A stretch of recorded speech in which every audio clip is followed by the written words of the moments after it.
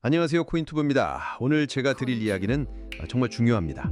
단순한 투자 이야기가 아닌 세상의 구조를 이야기하려고 합니다. 최근 일본 대지진 이야기가 여기저기서 터져나오고 있습니다. SNS, 유튜브, 예언 커뮤니티까지 전방위로 퍼지고 있죠. 왠지 이상하지 않습니까? 언제부터 일본 지진 이야기가 이렇게 집중적으로 회자되기 시작했을까요? 앞으로 말씀드릴 내용은 어디까지나 예측일 뿐이며 반드시 현실이 된다는 뜻은 아닙니다. 하지만 중요한 건 흐름과 방향성입니다. 꼭 일본 지진이 아니더라도 결국 미국의 국채 위기, 금리 전환, 통화 정책 변화는 예정된 수순처럼 보입니다. 위기를 빌미로 다시 돈을 찍고 유동성을 공급하며 그 자금이 자산 시장에 흘러들어 거대한 거품을 형성하게 될 가능성은 매우 큽니다. 이런 구조 속에서 우리가 무엇을 경계해야 할지를 함께 살펴보려 합니다. 만약 진짜 일본의 대형 지진이 발생한다면 어떤 일이 벌어질까요? 일본은 미국 국채 최대 보유국입니다. 지진 복구 비용은 상상 이상일 것이고 그 자금을 마련하기 위해 일본은 미국 국채를 대량 매도할 수밖에 없습니다. 이때 미국 채권 시장이 흔들리게 되고 미국은 그 혼란을 빌미로 다시 돈을 찍어낼 명분을 얻게 됩니다. 결과적으로는 금리 인하, 대규모 유동성 공급, 그리고 자산 시장의 급등으로 이어지는 구조가 형성됩니다. 하지만 그 전에 먼저 올 것은 바로 시장의 붕괴입니다. 일본 대지진이라는 실제 위기 상황에서 투자자들은 공포에 빠지고 자산을 던지게 되며 일부 개인, 중소기업, 심지어는 일부 기관까지도 청산당할 수 있습니다. 마치 코로나 초기처럼 급락과 혼란의 시간이 먼저 찾아올 것입니다. 그리고 그 직후 미국은 긴급 정책을 내놓을 것입니다. 양적 완화, 금리 인하, 각종 부양책이 터져나오며 시장은 놀랍도록 빠르게 반등하게 될 것입니다. 이른바 V자 반등. 이 반등은 본격적인 불장의 시작처럼 보일 것입니다. 모두가 이제 진짜다라고 외치며 시장에 몰려들겠죠. 여기서 잠깐 지금까지 흐름을 다시 정리해 보겠습니다. 일본 대지진이라는 충격, 미국 국채 매도, 미국의 금리 인하 및 돈풀기, 시장은 잠시 무너졌다가 V자 반등, 사람들은 불장이 시작됐다고 착각. 그러나 이건 진짜 상승장이 아니라 설계된 유동성, 덧칠 가능성이 큽니다. 설계된 거품입니다. 여기서 한번 더 정리해 볼까요?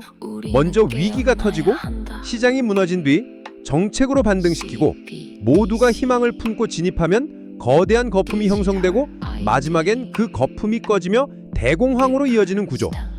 이 흐름은 반복됩니다. 중요한 건 이번엔 그 끝이 디지털 통제일 수 있다는 점입니다.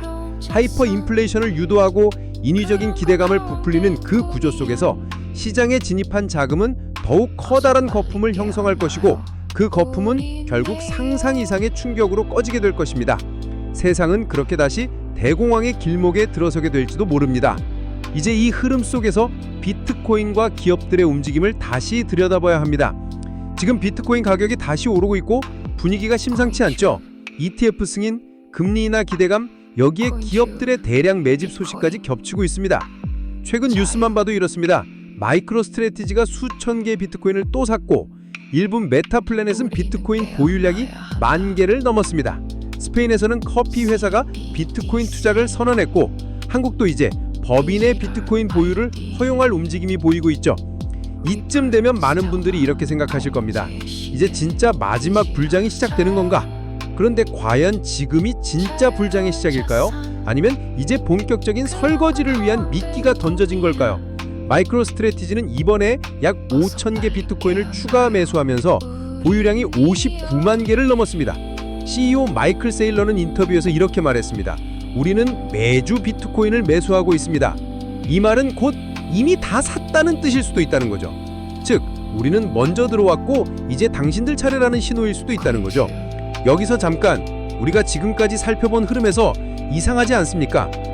갑작스러운 기업들의 비트코인 매입, 법인 허용 분위기 조성, 뒤늦은 제도화 시전, 이 모든 것이 너무 타이밍이 절묘하지 않나요?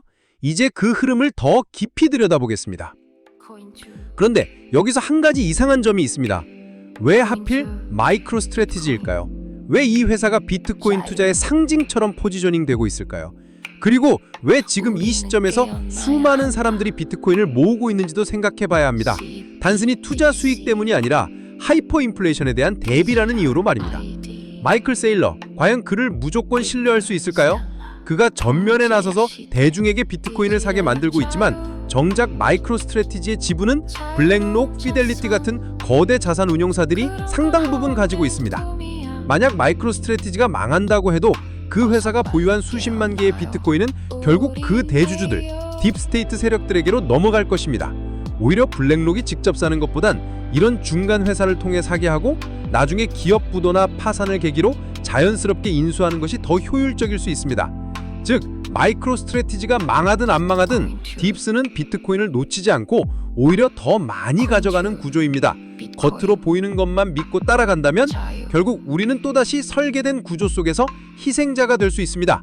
실제로 많은 유명 인사들도 비트코인을 인플레이션 대비 자산으로 강조하고 있습니다. 트위터와 스퀘어 창주인 잭 도시는 하이퍼인플레이션은 모든 것을 바꾼다며 그 대응 수단으로 비트를 선택했고, 일론 머스크 또한 달러가치 하락에 대한 해지로 비트코인을 언급해왔습니다. 부자 아빠 가난한 아빠의 저자 로버트 기요사키는 비트코인이 장기적으로 50만 달러 이상 갈 수 있다며 현금보다 비트와 금을 들고 있으라고 말하고 있습니다. 이처럼 똑똑한 사람들도 이미 구조의 붕괴를 알고 대비하고 있는 것이죠. 그러나 그들이 살아남는다고 해서 우리 모두가 같은 결과를 얻는 건 아닙니다. 스페인의 바나디 커피는 본업은 커피인데 주주총회를 통해 비트코인의 최대 10억 유로까지 투자할 수 있도록 승인을 받았습니다. 그 소식이 전해진 뒤 주가는 25%나 뛰었습니다. 실제 실적 배운이 아니라 비트코인을 한다는 소식 하나만으로 주가가 오른 겁니다. 일본의 메타플래넷은 6월 한 달 동안에만 1000개 이상의 비트코인을 추가 매수했고 총 보유량이 13,000개를 넘었습니다. 지금 이 기업들이 하는 일은 단순합니다. 우리가 선구자라는 이미지를 만들고 시장의 기대를 먼저 가져가는 거죠. 이런 글로벌 흐름 속에서 한국도 최근에 이제 법인의 비트코인 보유 허용 논의를 시작했습니다. 그런데 한번 생각해 보세요. 비트코인은 이미 몇 배 올랐고 선진국 기업들은 거의 다 매수했습니다. 이제 와서 이제 사도 됩니다 라는 시그널을 주는 게 자연스럽게 느껴지시나요? 이건 아주 전형적인 시나리오입니다. 먼저 내부자나 기관이 사고 그 다음 분위기를 띄우고 뒤늦게 후발주자들이 들어오고 고점에서 설거지가 시작되는 흐름. 비트코인 가격은 더 오를 수도 있습니다. 하지만 그게 우리가 들어가야 할 타이밍이 아닐 수 있습니다. 오히려 그들이 빠져나올 타이밍일 수 있죠. 마지막으로 한 가지 더 강조하고 싶은 것이 있습니다. 알트코인을 조심해야 합니다. 실제 사용 사례가 있는 극소수를 제외하면 대부분의 알트코인은 결국 사라질 운명입니다. 밈코인 역시 마찬가지입니다.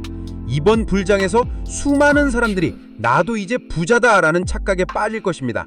하지만 그건 끝이 아니라 덧칠 수 있습니다. 차라리 비트코인이 하락하더라도 알트코인보다는 훨씬 더 나은 선택일 수 있습니다. 왜냐하면 최소한 그 과정 속에서 진짜와 가짜가 검증되기 때문입니다. 가짜는 무너지고 진짜만 남게 됩니다. 여러분, 결국 이 경제는 무너지고 대공황은 올 것입니다. 이미 딥스테이트는 2030년 이전에 그레이트 리셋이라 불리는 전지구적 재편을 준비해왔습니다. 그들이 말하는 미래는 이렇습니다. 당신은 아무것도 소유하지 않을 것이고 그럼에도 불구하고 행복할 것입니다. 그 말은 곧 당신의 자산, 재산, 심지어 사적인 삶조차 통제의 대상이 된다는 뜻입니다. 그리고 이 과정에서 미국은 의도적으로 경제적으로 붕괴될 것입니다. 미국을 믿지 마십시오. 그들은 달러 패권을 무너뜨리고 스스로를 희생양처럼 던져넣은 뒤 미국은 표면적으로 무너지더라도 그 뒤에 있는 글로벌 기업들과 딥스테이트 세력은 그대로 살아남을 것입니다. 결국 국가 하나가 아닌 초국가적 통제를 위한 무대로 미국이 활용되는 셈입니다. 전 세계를 디지털 통제 시스템으로 편입시키려는 시나리오를 실행 중입니다. 경제뿐만 아니라 사회, 정치, 문화 전반을 초기화하고 완전히 새로운 질서, 즉 디지털 신분증과 통제사회로 들어가려는 계획입니다. 이건 단순한 투자 이야기가 아닙니다. 이건 세상의 구조를 완전히 재설계하려는 움직임의 일부입니다.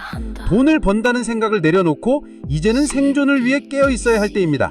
그래서 오히려 비트코인이 중요하다고 말씀드리는 겁니다. 알트코인은 정말 조심해야 합니다. 진짜 사용처가 있는 극소수를 제외하면 거의 어떤 것도 살아남지 못할 가능성이 큽니다. 이제 거의 끝에 다다랐습니다. 여기서 다시 흐름을 한 문장으로 요약해볼까요? 설계된 위기, 유동성 폭발, 불장 착시, 대공황, 디지털 감옥. 이걸 잊지 마십시오. 정리하겠습니다. 지금은 단기 수익이나 투자 판단보다도 생존을 위한 통찰이 필요한 시점입니다. 그들은 위기를 통해 자유를 거래하려 합니다. 우리는 이 거대한 기만과 환상의 구조를 꿰뚫어봐야 합니다. 지금 당장 뭘 사라는 것도 아니고 전부 떠나라는 것도 아닙니다. 지금은 그저 이 구조를 꿰뚫어보는 눈을 가지시길 바랍니다. 판을 먼저 읽는 사람이 다음 판에서 살아남게 될 것입니다. 무작정 차투만 보고 따라가지 마세요. 먼저 들어간 이들은 이미 출구를 계산하고 있습니다. 그리고 우리는 그 입구 앞에서 이제 들어가도 되냐고 묻고 있는 상황일지도 모릅니다. 이번 불장은 단순한 상승장이 아닙니다.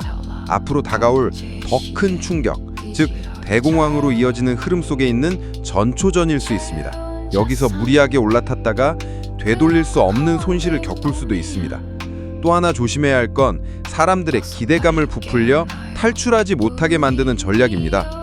비트코인이 5억 간다, 10억 간다, 리플이 100달러 간다, 이런 말들이 퍼지면서 사람들은 지금 빠지면 손해일 것처럼 느끼게 됩니다. 그러나 그 순간이야말로 그들이 빠져나가는 시간일 수 있습니다. 이런 환상은 특정 인플루언서나 미디어, 심지어 거래소 내부 유포 채널을 통해 증폭되곤 합니다. 우리는 그 목소리가 누구에게 이익이 되는지를 반드시 따져봐야 합니다. 절대로 이 불장에 올라타는 일이 없도록 지금은 철저하게 조심하고 냉정해야 할 때입니다. 지금 우리가 알아야 할 건 아주 분명합니다. 지금 이 불장은 딥스테이트, 즉 글로벌 권력 구조가 설계한 마지막 덫일 수 있습니다. 그들은 먼저 사고, 제도화하고 대중에게 이제 시작이라는 착각을 심어줍니다. 사람들이 몰려들면 그들은 빠져나가고 시장은 붕괴되고 남은 사람들은 청산됩니다. 그 다음엔 디지털 통화, 생체 인증, 디지털 신분증 기반의 통제가 기다리고 있습니다. 유럽과 WHO, UN 등은 이미 디지털 아이디와 화폐, 의료, 투표 시스템을 통합하려는 흐름을 공개적으로 추진 중입니다. 비트코인을 포함한 모든 디지털 자산도 결국 KYC 기반으로 통제되는 날이 온다면 우리가 기대했던 자유는 완전히 사라질 수 있습니다. 디지털 자산은 자유의 도구처럼 보이지만 디지털 신분증과 결합되는 순간 그건 곧 디지털 감옥이 됩니다. 게다가 많은 이들이 기다리는 ETF 승인도 마찬가지입니다. 개인에겐 진입 통로일지 몰라도 기관에겐 청산을 위한 출구가 될 수 있습니다. ETF가 승인되는 그 순간 기관들은 합법적이고 대규모로 비트코인을 현금화할 수 있는 구조가 완성됩니다. 이 불장 자체가 그들의 탈출 전략의 일부일 수도 있는 것입니다. 이 와중에 또 하나 고려해야 할 건 정전이나 사이버 공격 같은 위기 시나리오입니다. 만약 갑작스러운 전력 마비나 거래소 먹통 사태가 발생한다면 그건 단순한 기술 문제가 아닐 수 있습니다. 그들은 언제든지 통제 불가 상황을 연출한 뒤 금융 시스템을 리셋할 수 있습니다. 또한 우리는 모든 자산을 디지털에만 의존해서도 안 됩니다. 비트코인은 핵심 도구일 수 있지만 진짜 생존은 식량과 토지 그리고 공동체에서 시작됩니다. 디지털 자산이 무력화될 수 있는 날을 생각한다면 물리적 자산에 대한 대비도 반드시 병행되어야 합니다. 더불어 잊지 마십시오. 당신이 왜 하필 지금 이 시점에 유튜브에서 비트코인 영상을 계속 마주치는지도 의심해야 합니다. 우리는 스스로 판단하고 있다고 생각하지만 AI 알고리즘은 우리의 감정을 미리 읽고 타이밍에 맞춰 코인 낙관론을 뿌려댑니다. 당신의 클릭, 관심, 영상 탐색 기록까지 모든 것이 심리 조작에 활용되고 있는 것입니다. 그래서 드리는 말씀입니다. 당장 시장을 떠나라 혹은 무조건 매수하라는 이야기가 아닙니다. 지금 이 구조를 꿰뚫어보지 못하면 불장 속에 기뻐하다가 끝에서 모든 것을 잃을 수 있습니다. 판을 이해하고 중심을 지키고 스스로 판단하라는 것입니다. 다음 영상에서는 이 불장의 끝과 그 이후의 전략을 더 깊이 다뤄보겠습니다. 시청해주셔서 감사합니다.